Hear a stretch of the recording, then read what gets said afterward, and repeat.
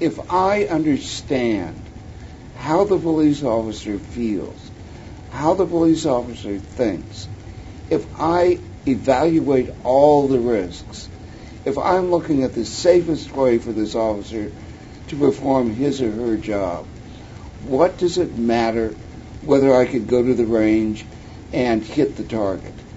I don't think that matters. With his criticism of the Los Angeles Sheriff's Department, self-styled police reformer Merrick Bobb has provoked the ire of the Sheriff's Union. He doesn't understand what I do.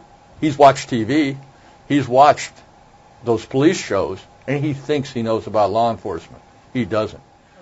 Leslie Dutton asked him to justify his position of cop critic.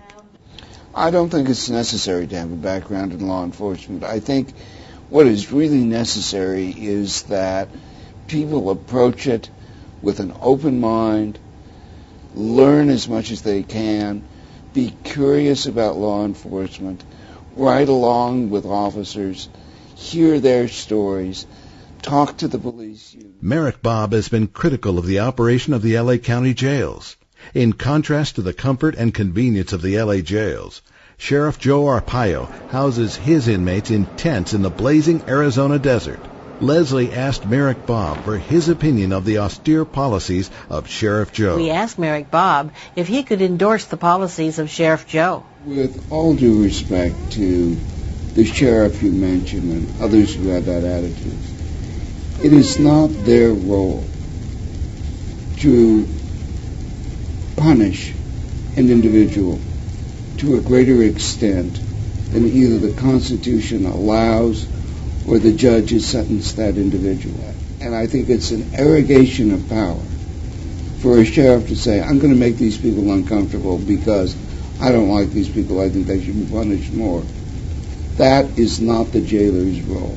The jailer's role is to fulfill what the judge and jury have said.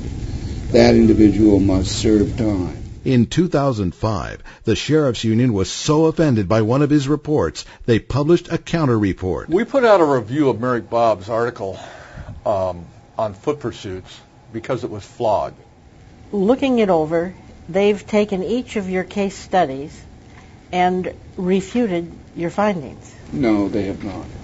They took a number of my case studies and they attempted to refute my findings.